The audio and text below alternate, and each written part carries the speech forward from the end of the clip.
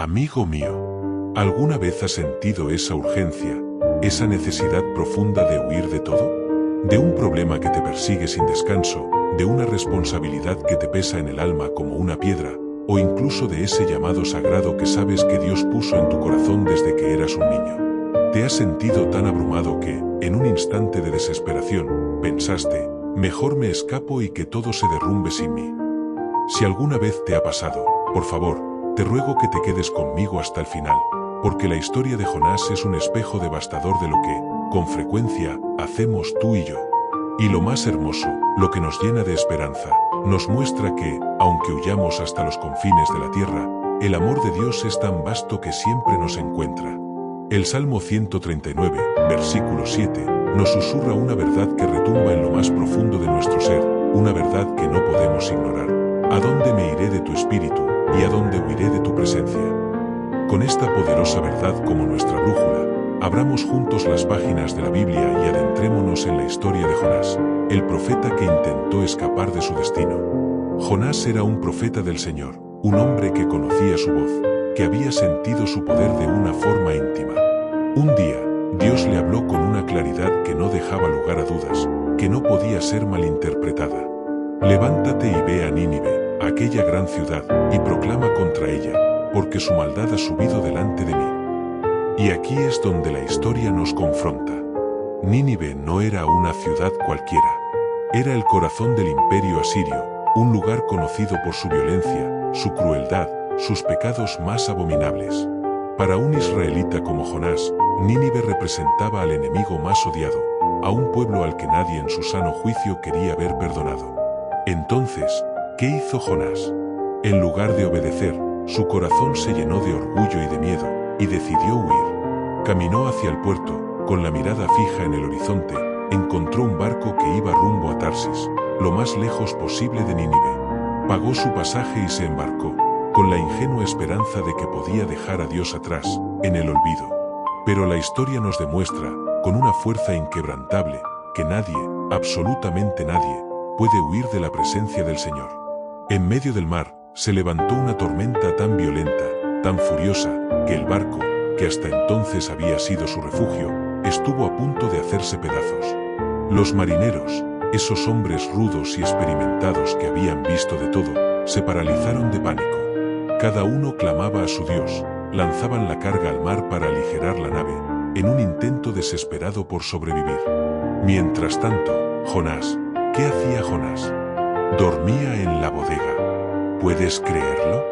Dormía, mientras el caos lo rodeaba, mientras otros luchaban por su vida, mientras su desobediencia amenazaba con hundirlos a todos. El capitán lo despertó con urgencia, con una voz llena de desesperación. Levántate, clama a tu Dios, quizás Él tenga compasión de nosotros y no perezcamos. Los marineros, desesperados, echaron suertes para descubrir quién era el responsable de la desgracia, y la suerte cayó sobre Jonás. Fue entonces cuando confesó con voz temblorosa, con una verdad desnuda en su alma: soy hebreo, y temo al Creador, el Dios de los cielos, que hizo el mar y la tierra. Por mi culpa ha venido esta tormenta. Los hombres le preguntaron qué debían hacer, y Jonás, con la resignación en sus ojos, respondió: tómenme y échenme al mar, y el mar se calmará. Ellos dudaron, intentaron remar, lucharon con todas sus fuerzas, pero no pudieron. Finalmente, con un nudo en la garganta, con el corazón encogido, tomaron a Jonás y lo arrojaron al mar. Y en ese instante, en el preciso momento en que su cuerpo tocó el agua, el mar se detuvo por completo. Los marineros, atónitos, cayeron de rodillas y ofrecieron sacrificios a Dios. Pero la historia de Jonás no termina ahí. Dios, en su infinita misericordia, en su amor sin límites, preparó un gran pez que se tragó a Jonás. Y allí, en ese vientre oscuro y opresivo, Jonás pasó 3 días y 3 noches. Imagina la escena, imagina el horror, oscuridad absoluta, el movimiento constante del agua, el hedor insoportable, la sensación de estar atrapado entre la vida y la muerte. En ese lugar, Jonás hizo lo único que podía hacer: oró desde la desesperación más profunda. Y sus palabras aún nos rompen el corazón hoy. Desde mi angustia invoqué al Señor, y Él me respondió. Desde lo más profundo clamé, y mi voz oíste. Me echaste en lo profundo, en medio de los mares. Me rodeó la corriente. Todas tus ondas y tus olas pasaron sobre mí. Mas tú sacaste mi vida de la sepultura, oh Dios mío. Fue un momento de quiebre total, un punto sin retorno. En ese lugar terrible, Jonás entendió que no podía huir, que su única salvación estaba en Dios. Y el Señor, que siempre escucha al que se arrepiente, habló al pez, y éste vomitó a Jonás en tierra firme. Por segunda vez, Dios le dio la misma orden, con la misma voz: levántate y ve a Nínive. Esta vez, Jonás obedeció. Caminó por la gran ciudad proclamando: de aquí a 40 días Nínive será destruida. Y algo sorprendente ocurrió, algo que Jonás jamás hubiera imaginado.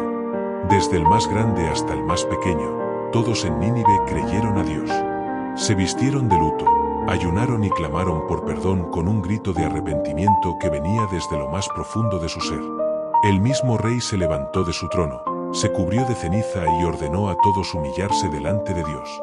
Y el Señor, que es compasivo y lleno de amor, vio su arrepentimiento y perdonó a la ciudad.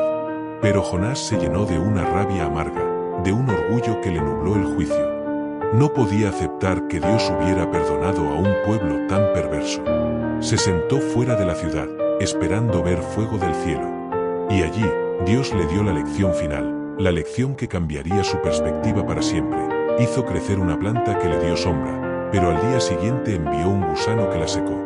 Jonás se lamentó por la planta, y Dios le dijo con una ternura infinita, con una voz que llena el corazón: tú te compadeciste de una simple planta, la cual no trabajaste ni cultivaste, una planta que nació en una noche y en una noche pereció. Y yo no he de tener compasión de Nínive, aquella gran ciudad con más de 120.000 personas que no saben discernir entre su derecha y su izquierda. Amigos, la historia de Jonás nos habla directamente al corazón y nos desnuda por completo.